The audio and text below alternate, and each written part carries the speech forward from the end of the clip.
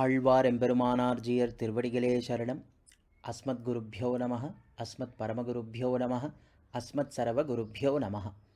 ஸ்ரீமதே ராமானுஜாய நமः, ஸ்ரீமதே பிரதமபாலார்யாய நமः, ஸ்ரீமத் வரவரமுனையே நமः, ஸ்ரீமதே वीरराघवार्याय नमः.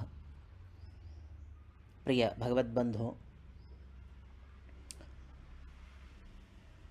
कल हमने चतुर्थ पासुर का पाठ, पद्यक्रम पाठ और इस पासुर का प्रतिपदार्थ और भावार्थ देखा है. इस विषय में और अधिक कहने के लिए आज हम सभी यहाँ उपस्थित होकर आழ்वार के विशेषताएं जो हैं वह जानने का प्रयास करेंगे. तो यह इस भाग 2 रिकॉर्डिंग में हम आழ்वार के प्रति उपयोगित आழ்वार विशेषताएं जो हैं यहाँ हम जानने का प्रयास करेंगे. तो सभी जानते हैं कि हमारा क्रम जो है, संप्रदाय का क्रम आழ்वारों से ही प्रारंभ हुआ है. तो इस क्रम में हमारे वरवर स्वामी जी, वरवर मुनि स्वामी जी कह रहे हैं पोइहयार का सारा, और कहने के लिए तो सरोयोगी. तो श्री सरोयोगी, श्री सरोसूरी से प्रार्थना करते हुए, उनसे प्रारंभ करते हुए आழ்वारों का अवतार क्रम हमें प्रदान किए हैं. आழ்वारों का முதல் ஆழ்வார் मतलब जो प्रथम 3 आழ்वार हैं वह आश्विन मास में अवतरित हुए हैं, ऐसा उनके चरित्र से प्रतीत होता है. तो क्रमानुसार यहाँ पे हम इन प्रत्येक आழ்वारों की विशेषताएं जानने का प्रयास करेंगे. तो आप सभी जानते होंगे कि हमारे सरोयोगी या कासार योगी एक सरोवर में उत्पन्न हुए थे. यहाँ पे पोइहई का शब्द ही सरोवर अर्थ बतलाता है. पोइहई अर्थात सरोवर. रामानुज नूतनदादी में एक पासुर है. उस पासुर का अर्थ यहाँ देखिए, वरुत्तुम पुरइरुल महत्ता. अरे तो यहाँ पे एक संदेश दे रहे हैं. एक संदेह भी हो सकता है, शंका भी हो सकता है कि इनका अवतार किसके लिए हुआ है. भगवान का अवतार हम सभी जानते हैं, लेकिन आழ்वार क्यों अवतरित हुए हैं, ये भी कोई प्रश्न पूछता रहता है ना. हर कोई ये सीधा सीधा मान नहीं लेता कि हाँ भाई हम आழ்वार हमारे लिए अवतरित हुए हैं. भाई हम कौन है भाई उनके, ना ही हमारा कोई उनके साथ रिश्ता है ना. वो हमारे ना ही बंधु वर्ग हैं, ना ही सीधा सीधा रिश्ता है उनके साथ. तो भाई वो क्यों अवतरित हुए हैं, ये प्रश्न तो सभी को रहता है. तो उसका समाधान देने के लिए ही रामानुजनोत्तनदादी में रंगामृत कवि जो हैं वही कह रहे हैं, वरुत्तुम पूरा इरुल माता. तो उनका प्रादुर्भाव भी किसके लिए हुआ है, जो हमारे मन में, हमारे बुद्धि में जो अंधकार व्याप्त हुआ है, जिस अंधकार के व्याप्तिकरण से हम घिरे हुए हैं, उस अंधकार को नाश करने के लिए इनका प्रादुर्भाव हुआ है. क्योंकि मन या बुद्धि ये उन्हीं चीज़ों को देखकर, उस अंधकार रूपी विषय को जानकर भ्रम में रहने लगा है. तो उस भ्रम को, उस अंधकार को दूर करने का जो नेतृत्व है, जो ठेका है, वो हमारे पोइहई आழ்वार सरोयोगी ने उठाकर प्रादुर्भाव कर हमको अपने दिव्य पासुरों का अनुग्रह कर हमें अनुग्रहित किया है। अब हम दूसरे आಳ್वार के और बढ़ते हैं। दूसरे आಳ್वार हमारे श्री भूत योगी हुए। तो उनके विषय में तिरुवायुमொழி में एक पद्य है, माधवन भूतम, अर्थात ऐसे हुए हैं। कैसे हुए? कीर्ति संपन्न हुए, अर्थात कीर्ति युक्त हैं, कीर्ति संपन्न हैं हमारे आಳ್वार। भाई उनके पास कौन सी कीर्ति है, कौन सा यश है उनके पास? तो उसमें उस संदर्भ में यहाँ इरंडाम तिरुवंदादि जो उन्होंने दिव्य प्रबंध हमारे लिए रचा है, उसमें ये कहते हैं, ज्ञान चुडर विलक ये है तीन। तो कहने का तात्पर्य यह हुआ कि जो यथार्थ ज्ञान है, जिसे हम स्वरूप याथात्म ज्ञान कहते हैं, उस ज्ञान का बोध कराकर हमें अंधकार से मुक्त किया।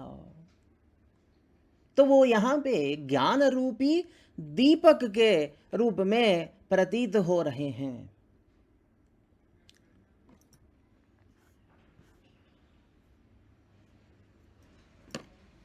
आगे बढ़कर हम यहाँ पेय आಳ್वार के पास बढ़ रहे हैं।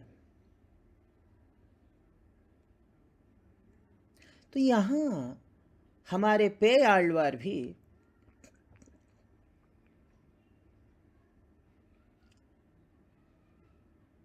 लौकिकता को पूर्णतया छोड़कर, त्याग कर, भगवान की ओर ही उनका मन लगा हुआ है, केंद्रित है।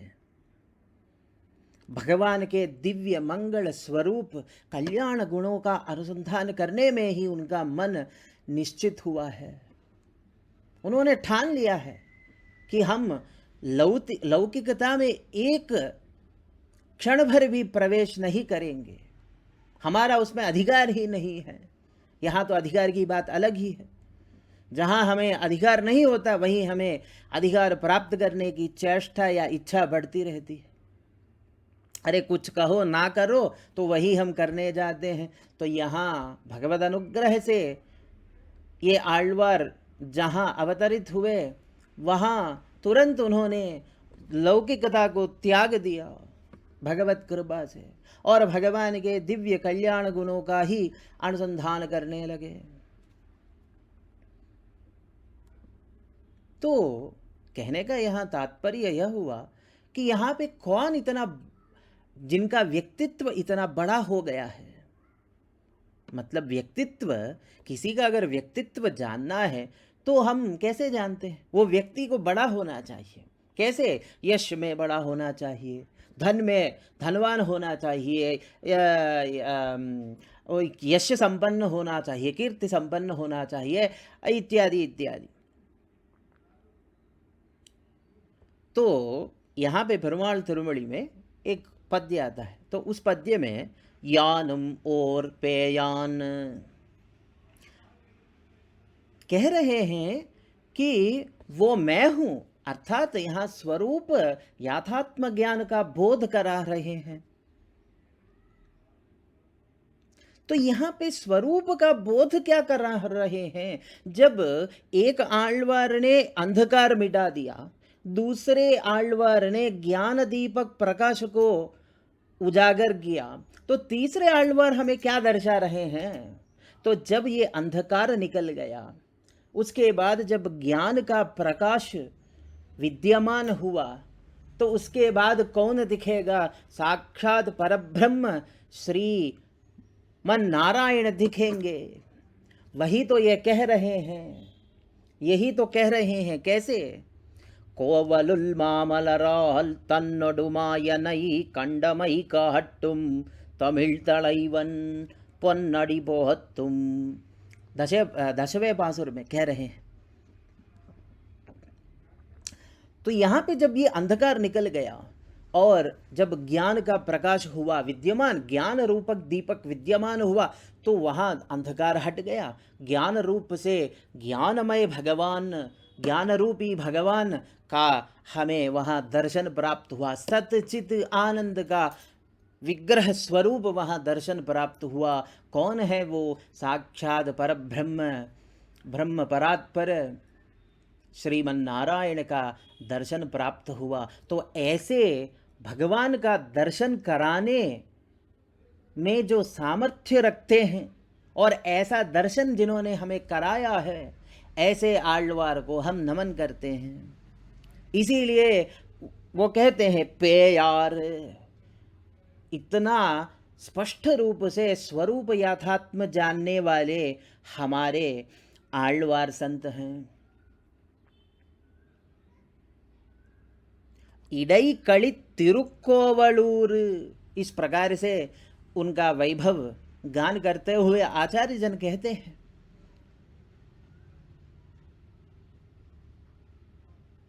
तो उस क्षेत्र में उत्पन्न प्रादुर्भाव जिन आಳ್वार का हुआ है, उन्होंने हमें भगवान कौन है वह दर्शाए हैं। ये कोई सामान्य बात नहीं है। सभी लोग पूछते हैं, हमारे यहाँ नहीं, सहज जगह आप किसी भी महाराज जी को उठा लीजिए, जहाँ कथा कर रहे हैं, तो वहाँ सामान्य प्रश्न यही होता है, आपने भगवान को देखा है क्या? अरे महाराज, भगवान को देखने के लिए तो उस प्रकार की आंखें होनी चाहिए ना, उस प्रकार का मन होना चाहिए, उस प्रकार का तन होना चाहिए, उस प्रकार की वाणी होनी चाहिए, भगवत अनुकूल शरीर ही होना चाहिए, तब जाके भगवान का दर्शन होता है। क्योंकि भगवान का दर्शन करने से पूर्व पहले अपने इर्द गिर्द जो अंधकार है, उस अंधकार को मिटाना है और फिर वहाँ पे ज्ञान का प्रकाश विद्यमान होना ज़रूरी है। तो ये हमारे जो आಳ್वार त्रय जो हैं, वो यही दर्शा रहे हैं, पहले अपने अंधकार को मिटाओ, उसके बाद ज्ञान रूपी प्रकाश को पाओ।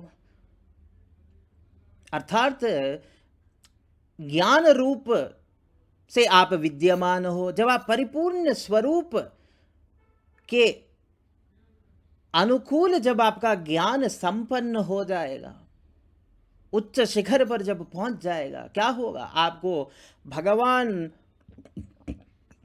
विद्यमान भगवान आपको दिखाई देंगे, इसमें संदेह न करो, ऐसा कह रहे हैं हमारे वरवर मुनिस्वामी जी। आगे चलते हुए हमारे तिरुमलिसै आಳ್वार, तिरुमलिसै आಳ್वार का हम नाम तो जानते ही हैं, फिर भी हिंदी में क्या है कि हम लोग जब आಳ್वारों का, संत आಳ್वार संतों का नाम लेते हैं तो व्यवहार रूप से उनका जो तमिल नाम है वही आता है। तो उसका जो अनुवाद अगर हम नहीं कर रहे हैं तो क्षमा चाहते हैं, ठीक है।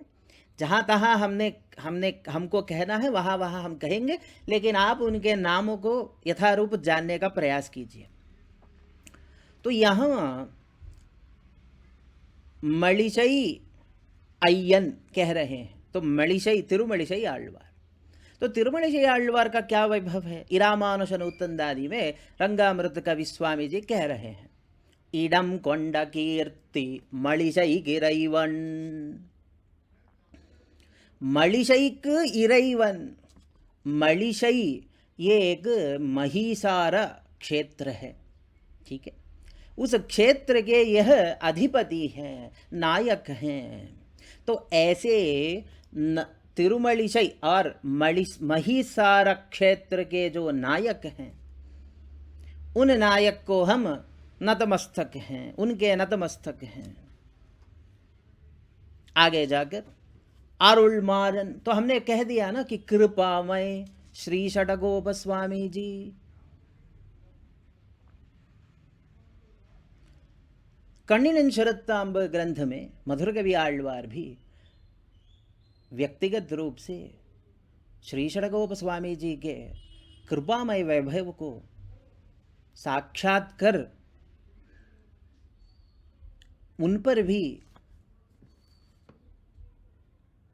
उनको भी अत्यंत प्रभान्वित किया। तो उस प्रभाव से उनके अंदर जो उनके दोष का जब निवारण हुआ, अनर्थ निवृत्ति हुई, तदुपरांत उन्होंने कहा कि कैसे हमारे षडगोप स्वामी हैं। देखिए, पाडिनान अरुल कंडीर इव्वुलगिल मिक्कदे, इव्वुलगिल मिक्कदे, अरुल कंडीर। अंडरलाइन यहाँ पे इंपॉर्टेंट पॉइंट जो है वो अरुल शब्द है। अरुल शब्द का अर्थ अनुग्रहमय या कृपामय। कृष्णा बड़दोयमाय, बंगाली में एक कीर्तन आता है, ये गौड़ीय वैष्णव गाते रहते हैं, कृष्णा बड़दोयमाय कृपामयी। थोड़ा बंगाली में कृपामयी कहते हैं ना, तो वही है हमारे श्री षडगोप स्वामी जी भी। यहाँ कृपामय कह रहे हैं, परिपूर्ण कृपा से ही युक्त हैं। इनकी कृपा इतनी बड़ी है कि साक्षात भगवान की कृपा भी फीकी पड़ जाती है। भगवत अनुग्रह भी लगता है कि भाई हम मुझे यहाँ से हट जाना चाहिए, मैं जहाँ काम नहीं कर सकती वहाँ हमारे षडगोप स्वामी जी की कृपा पहुँच जाती है।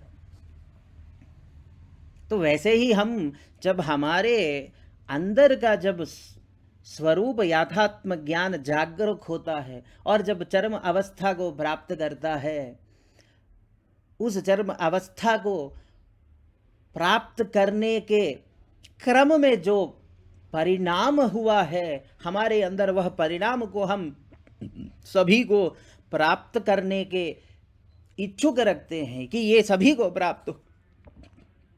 इस प्रकार हमें स्वाचार्यों का अभिमान युक्त हमें उनका वैभव गान या उनका नाम स्मरण करना चाहिए। आगे जाके सेरलर्कोन कुलशेखर आழ்வார், श्री कुलशेखर स्वामी जी, பெருமாள் குலசேகர பெருமாள், குலசேகர ஆழ்வார் பெருமாள் திருமொழி दिव्य प्रबंध में कह रहे हैं शेरन कुलशेखरन। तो यहाँ पे ये शेरन का अर्थ क्या है? शेरन यहाँ के मतलब है कि वो एक वर्ग है, जैसे हम चातुर्वर्ण्य कहते हैं उसी प्रकार। लेकिन क्षत्रिय हो पर भी, जैसे हमारे यहाँ ब्राह्मण वर्ण में भी आप ब्राह्मण हो, लेकिन ब्राह्मण कौन से ब्राह्मण? तो हम बोलेंगे कि हम सर यहाँ के ब्राह्मण हैं, वहाँ के ब्राह्मण हैं, ऐसे ऐसे कहते रहते हैं ना, सरयू ब्राह्मण, फिर भूमिहार ब्राह्मण वगैरह वगैरह, है ना। तो वैसे ही तो यहाँ पे चेरा नाम के वर्ग के जो राजा हुए हैं, जिनको कहते हैं चोल राजा भी ऐसे कहते हैं, दास्य त्रुटि हो सकती है, लेकिन चेरा अर्थात जो है वह राजाओं का वर्ण है, अर्थात क्षत्रिय कुल के अंतर्गत एक वर्ग है। जैसे क्षत्रिय वर्ण में उपनाम जो है वह सिसोदिया या सिंह इत्यादि उत्तर भारत में प्रचलित है। तो उसी प्रकार यहाँ पे दक्षिण भारत में भी तो किसी न किसी क्षत्रिय वंश के ही होंगे ना। तो वो कौन सा वंश है, कौन सा वर्ग है, ऐसा कह रहे हैं, वो है चेरा। तो वो चेरा वर्ग के क्षत्रिय राजा हैं, इस प्रकार से कह रहे हैं। तो वो कह रहे हैं कि अरे इससे अच्छा तो मुझे मनुष्य जन्म मिला, मुझे उसमें भी क्षत्रिय जन्म मिला, उसमें भी मुझे चेर राजाओं के वंश में जन्म मिला। ये सब मुझे नहीं चाहिए था भगवान। मुझे जो चाहिए था कि मैं भगवान श्री श्रीनिवास जहाँ विराजमान है, जिस सप्त पर्वत कोटि के उच्च स्थिर पर जहाँ विराजमान है, उस पर्वत श्रेणी, उन पर्वत श्रेणियों में काश में एक पक्षी, काश में एक पशु, काश में एक जानवर होता, या काश में एक कीटक होता। ऐसे इस प्रकार से कहीं न कहीं ये न केन प्रकारेण मैं भगवान की सेवा कर सकूं, इस प्रकार की उनकी सोच थी। आगे बढ़ते हुए तुय्य पट्टनादन, तो हमारे वरवरवन स्वामी जी यहाँ श्री भट्टनाथ तुय्य भट्ट कीर्ति संपन्न इसीलिए क्योंकि यहाँ उन्होंने मात्र भगवान का मंगलाशासन किया है। यही तो कहते हैं ना, क्या किया? वेदांत विरुपुरिलिन मेलिरुंद विளக்கை விட்டு चित्तन विरित्तना। पेरियाழ்वार तिरुमणि हमारे विष्णुचित्त स्वामी जी, भट्टनाथ मतलब विष्णुचित्त स्वामी जी, तुय्य पट्टनादन, जिस प्रकार वही कह रहे हैं। तो ये कौन है? ये सर्वप्रथम महज्ञानी हैं। क्यों इनको महज्ञानी क्यों कह रहे हैं? क्योंकि भगवान के प्रति जो शेषत्व भाव है वह उनके अंदर उच्च शिखर पर है। उन्होंने भगवान को प्रिय कैंकर्य के बारे में जानने का प्रयास किया। भगवान को क्या पसंद है? अच्छा, भगवान को माला पसंद है तो मैं मालाकार ही रहूंगा। हमारे यहाँ अभी भी हमारी बातचीत हो रही थी हमारे ग्रुप सदस्य के, वो वही कह रहे थे कि इनके पिताश्री और इनके माताश्री जब सिरिपुलियूर स्वामी जी के तिरुमालिगई का मतलब भगवत दर्शन करने जा रहे थे, हर रोज का उनका क्रम बता रहे थे कि वो क्या करते थे। वो स्वयं जो हैं तुलसी के पत्तों को वहाँ चाट्टाद विधि, एक विधि है श्रीरंगम में, जहाँ पे आपको वो चाट्टाद विधि जो है वो पुष्प बाजार है। तो उस पुष्प बाजार में भगवत रामानुजाचार्य द्वारा नियुक्त उन जाति के लोगों को एक कैंकर्य भगवत रामानुजाचार्य ने दिया था कि आप भगवान के लिए पुष्प मालाओं का कैंकर्य करें। तो इस प्रकार से उनके वंश में अब तक जितने भी लोग आए हैं वे उसी कार्य में संपन्न हैं। तो वो वहाँ पे पुष्प इत्यादि लेके आते हैं, उद्यानों से, बाहर से, कहीं से भी लेके आते हैं, जहाँ से भी लेके आते हैं। तो इस प्रकार ले आकर वे मालाएं बनाते हैं।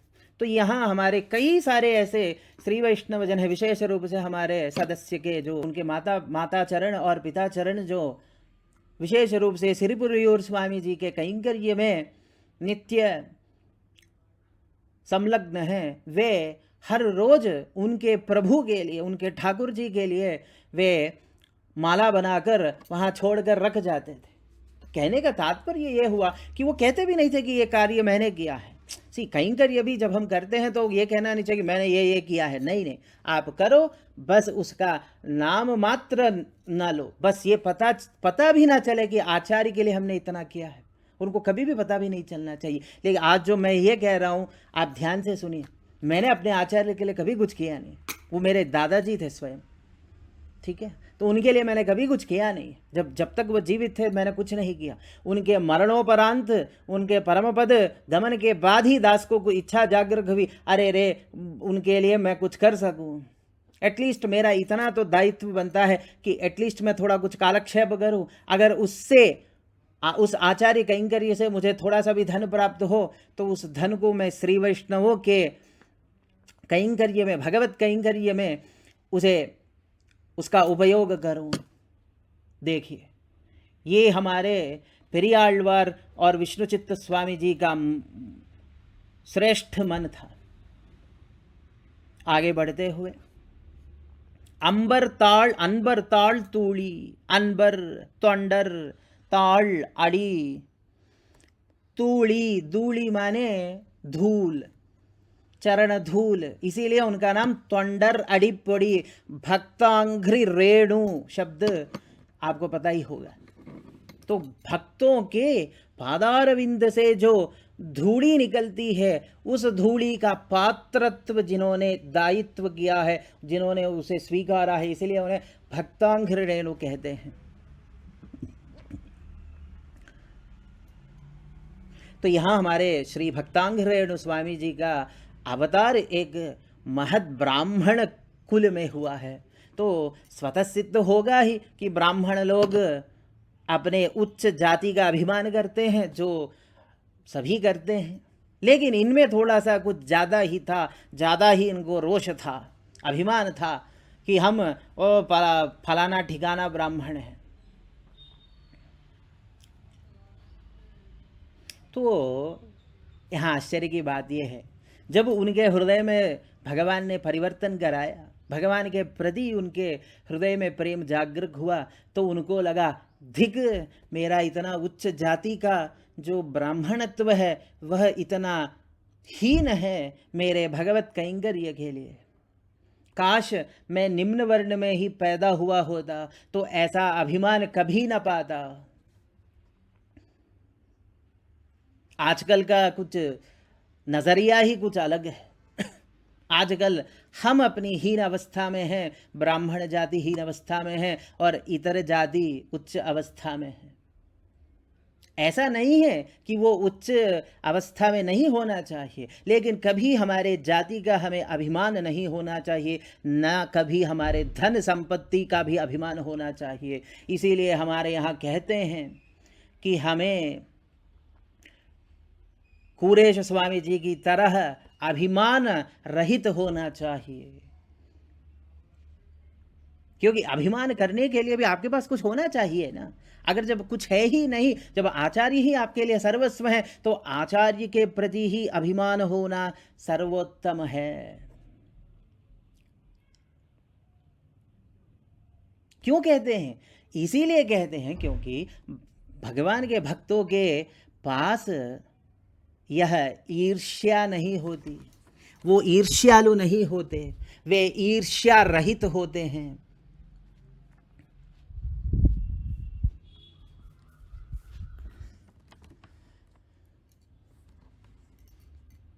कभी किसी को ईर्ष्या रहित देखा है?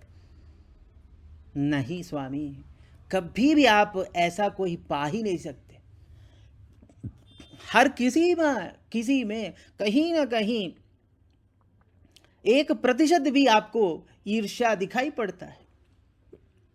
लेकिन भगवत भक्तों के अंदर 1% क्या, न्यूनतम 0%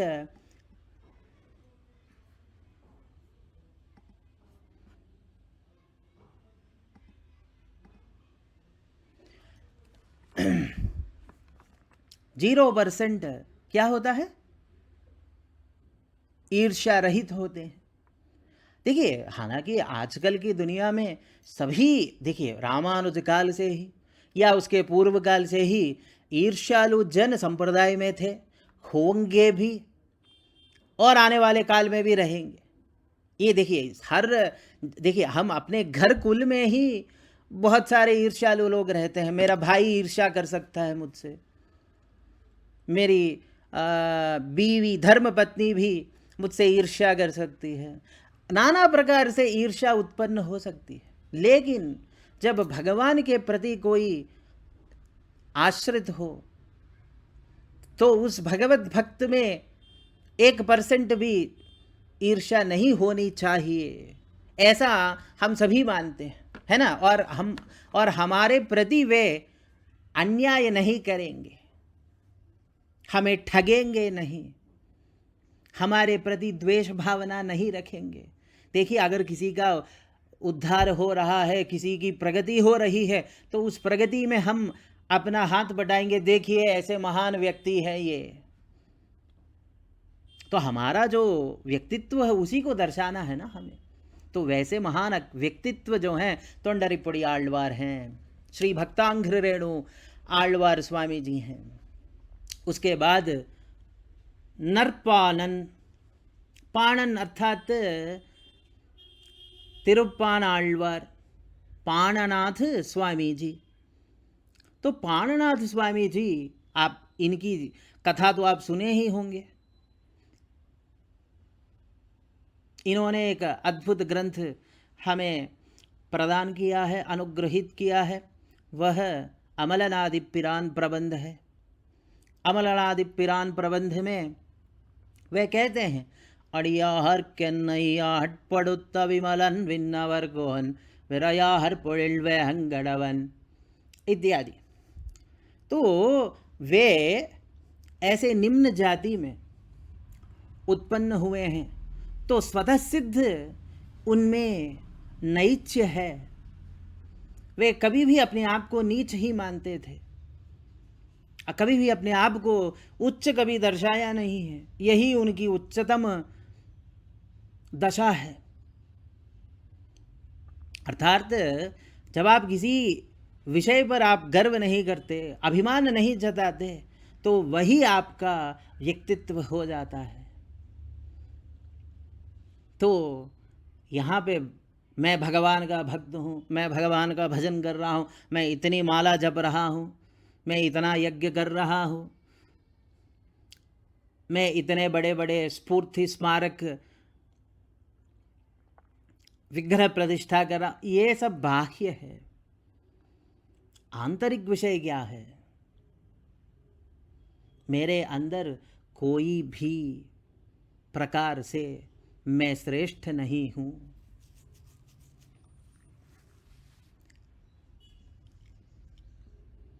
कह रहे हैं कि मेरी जो जाति के अनुसार जो मेरा मन स्थिर हो गया है, उससे मैं भगवान के सेवानुकूल हूँ। इसीलिए उनको पान पेरुमाल कहते हैं। तमिल में पान पेरुमाल, अरुलप्पाड़ ऐसे कहते हैं।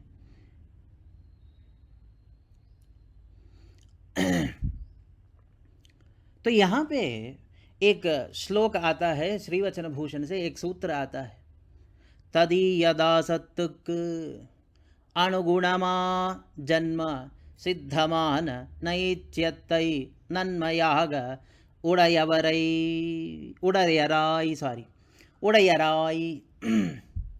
तो कहने का तात्पर्य यही हुआ, तदीय से दासत्तुक, तो उनके दासों के अनुकूल जो भगवान के दास होने का जो स्वरूप है, वह स्वरूप जन्म से सिद्ध है। नैच्यम जन्म सिद्धम,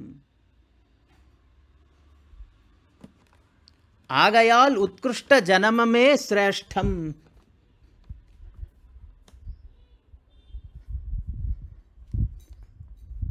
तो उस प्रकार से नीच जो कुल में जो जन्म है वही श्रेष्ठ है। वाह भाई वाह! कभी किसी ने सोचा है? हमको तो गर्व रहता है, हमें तो गर्व रहता है कि हम उच्च कोटि के ब्राह्मण हैं, हम क्षत्रिय हैं, हम वैश्य हैं, हम शूद्र हैं इत्यादि। किसी कभी भी जाति पर अभिमान नहीं होना चाहिए, संपत्ति पे अभिमान होना चाहिए। केवल मात्र केवल भगवत संबंध से जो प्राप्त ज्ञान है, ज्ञान का भी अभिमान होना नहीं चाहिए। हमें केवल मात्र भगवत संबंध से, आचार्य संबंध का अभिमान होना चाहिए। जो हमारे ग्रुप के जो स्वामी जी हैं, उनमें यह 100% दृश्यमान विषय है। उसके बाद नरक कलियन। कलियन स्वामी कौन है? हमारे परकाल स्वामी कलिवैरिदास, कलिवैरिदास स्वामी जी, जिन्हें हम तिरुमंगई आழ்वार भी कहते हैं। तो उन्हीं के प्रबंध का एक वाक्य है, निन तिरुवेट्टेळुत्तम कच्छ नानुच्छदम उन अडियार कड़िमई। अरे बोल रहे हैं, अरे भाई आपने मंत्र प्राप्त कर लिया, गुरु दीक्षा ले ली, बोले हम आपको गुरु बनाना चाहते हैं, चलो ठीक है। आचार्यों ने बोला आ जाओ भाई, एक समय में आप आ जाओ, हमसे मंत्र प्राप्त कर लो, दे दिए, पंच संस्कार अनुग्रह कर दिया। उसके बाद क्या किया? मंत्र प्राप्त किया, बोले मैं अनुष्ठान कर रहा हूँ। भाई क्या अनुष्ठान कर रहे हो? बोले मैं तिरुमंत्र का जप कर रहा हूँ। भाई कितना माला जपते हो? बोले 5 माला। कोई बोलता है मैं 50 माला, कोई बोलता है 100 माला। ठीक है, सब अपना अपने क्रम के अनुसार माला जपने में व्यस्त हैं। तिरुमंगई आழ்वार कह रहे हैं कि भाई मैं कहाँ व्यस्त हूँ, मैं इस विषय में व्यस्त हूँ कि मैंने उस तिरुमंत्र का, उस प्रिय तिरुमंत्र का, उस श्रेष्ठ अष्टाक्षर महामंत्र का मैंने अनुसंधान किया।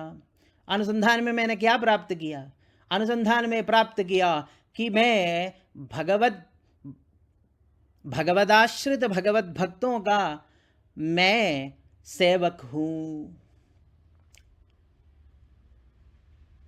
यही तो तिरुमंत्र का अर्थ है। अब वही कहेंगे ना, तिरुमंत्र क्या है? प्रणवम नमः शब्दम ततः नारायणाय। नारायण उपनिषद एको वै ओम इति एकाक्षरम नम इति द्वे अक्षरे नारायणायेति पंचाक्षराणि एवै एतद्वै नारायणष्टाक्षरपदम। तो इस प्रकार से जब अष्टाक्षरी मंत्र महामंत्र का जब आप, हम तो महामंत्र कहते हैं, वो तो व्यवहार से कह रहे हैं, तो संप्रदाय के हिसाब से तो पेरिय तिरुमंत्रम पोले इस प्रकार से बोलना चाहिए। ये सांप्रदायिक भाषा है। लेकिन जन सामान्य में हम इतना ही कहते हैं, हाँ अष्टाक्षर महामंत्र, विष्णु मंत्र, नारायण मंत्र, इतना ऐसे ही कहते हैं विशेष रूप से।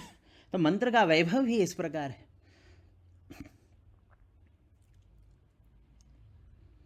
अड़ियवर गलताम तम अड़िए हैं, पेरिय तिरुमणि में कहते हैं। तो इस प्रकार से जब आप आಳ್वारों के विशुद्ध चरित्र को जानेंगे, उनके द्वारा अनुग्रहित प्रबंधों का पाठ करेंगे, अर्थ सहित व्याख्याओं का अनुसंधान करेंगे, पाठ करेंगे, सीखेंगे, क्या होगा? तब जाके आप में भी उनके प्रति कुछ प्रेम उजागर होगा। तो यही कह रहे हैं कि आಳ್वार अपने स्वरूप का प्रदर्शन कर रहे हैं। इसका मतलब ये नहीं कि हम भी प्रदर्शन करते रहें, बस हमें वो समझना चाहिए और उसे कैसे दिखाना चाहिए ये भी हमें जानना चाहिए। तो इस प्रकार से यहाँ पे कह रहे हैं। तो यहाँ पे आप जानते ही होंगे कि हमारे तिरुमंगे आಳ್वार श्री परकाल सूरी भगवान, तो यहाँ पे वे चोरी करने लगे। क्यों? क्योंकि उन्होंने अपने पत्नी से वादा किया था कि मैं श्री वैष्णव का तदि आराधन सेवा करूँगा। 1 साल पर्यंत उन्होंने परिपूर्ण रूप से सेवा किया। फिर उनके धन संपत्ति का पूरा बैंक बैलेंस 0 हो गया, है ना। तो उसके बाद उनको लगा कि भाई अब तो मुझे ठगना पड़ेगा किसी को, अब तो चोरी डकैती इत्यादि भी करना पड़ेगा। क्यों? मैंने अपनी पत्नी को वादा किया कि मैं श्री वैष्णवों के लिए करूँगा, सेवा करूँगा। तो उन्होंने क्या किया, मार्ग में जो जाने वाले जितने भी धनिक जन थे उनको पकड़ पकड़ के उनका धन चुरा कर वह धन सेवा में नियुक्त करते थे। तो उनके इस चोरी को किसी न किसी को तो पकड़ना ही था ना। अब तो चोर है तो भाई पुलिस तो आएगी ही आएगी, चाहे देर से ही आए। तो पुलिस का काम जो है वो भगवान ने किया। बोले भाई इनकी चोरी को अब हमें यहाँ एक रोक लगाना पड़ेगा। तो तुरंत ही उन्होंने क्या किया, चलो इसको थोड़ा समझाते हैं अच्छे से। तो ये भी एक धनिक ब्राह्मण या धनिक रूप में, दोनों ही पति पत्नी के रूप में, जगन्माता जगत पिता श्रीमन नारायण वहाँ अनेक आभूषणों से युक्त, स्वाभूषणों से, अर्थात उनके जो स्वयं के आभूषण हैं उन्हीं से युक्त वह वहाँ प्रकट हुए और उस मार्ग में प्रशस्त हुए। तो तिरुमंगे आಳ್वार ने, हमारे परकाल सूरी ने उनको देखा, बोला आज हमें अच्छी पार्टी मिली है, आज हमें धनिक पार्टी मिली है, तो इस पार्टी को हम चुरा लेते हैं। तो उन्होंने बहुत बहुप्रयास किया कि उनके आभूषणों को चुरा ले।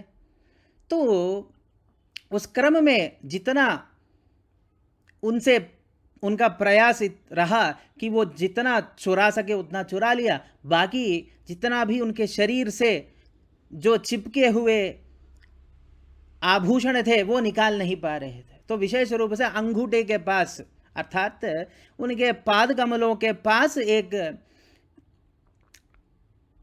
एक आभूषण था। तो उस आभूषण को निकालने का बहुत बहुत प्रयास किया। कैसे किया? हाथ से निकाला, नाना प्रकार से उसको निकालने की कोशिश की। उन्होंने क्या किया फिर? अपना मुंह लगा के भी उसको निकालने की कोशिश की। देखिए, जिन पाद कमलों के अंत से, मतलब नख प्रारंभ जहां हुआ है, उनका उनका उनका जहां उनके नाखूनों से विश्व में एक छेद हुआ, उस छेद से गंगा का प्रादुर्भाव हुआ। इसीलिए यहाँ कहते हैं अन्नमय्याचार्य, ब्रह्म कड़ी गिना पादमु, जिनके चरण कमलों की पूजा साक्षात ब्रह्मदेव ने की हो, साक्षात जिनके पाद कमलों को स्पर्श करते हुए जिस गंगा का प्रादुर्भाव हुआ है, उन पाद कमलों को अंगूठे से मुंह में चूस कर क्या दर्शा रहे हैं, सोचिए। जो अमृत धारा उनके पाद कमलों से जो प्रवाह हुई थी, वही प्रवाह उनके मुंह में प्रवेश किया। तुरंत अपना स्वरूप जानकर खड़े हो गए, बोले महाशय आप कौन हैं?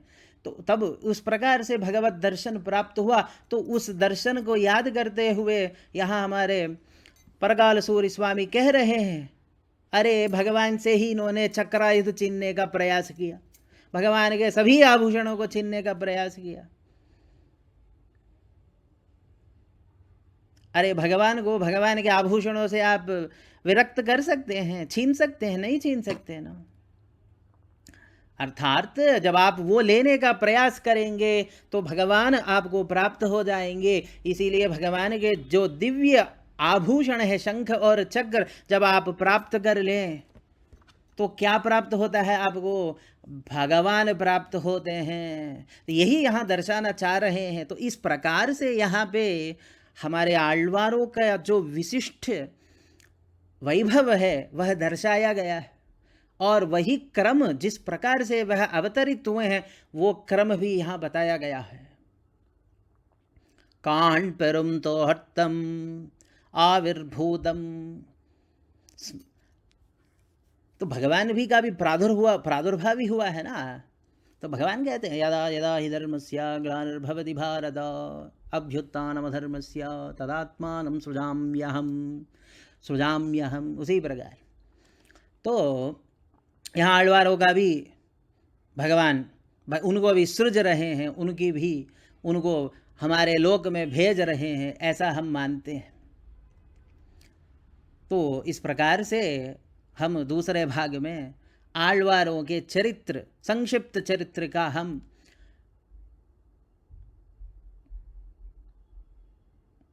पाठ किए हैं, जानने का प्रयास किए हैं। आगे हमारी प्रार्थना है कि हमारे प्रिय अनुज अपने अनारोग्य से आरोग्य प्राप्त कर, यशस्वी रूप को पुनः प्राप्त कर, वह हमें इस कार्यक्रम को आगे बढ़ावें। आಳ್वार एम्बेरुमानार जीयर तिरुवडिगले शरणम। श्रीमते रामानुजाय नमः। श्रीमद्वरवरमुनये नमः। जय श्रीमन्नारायण।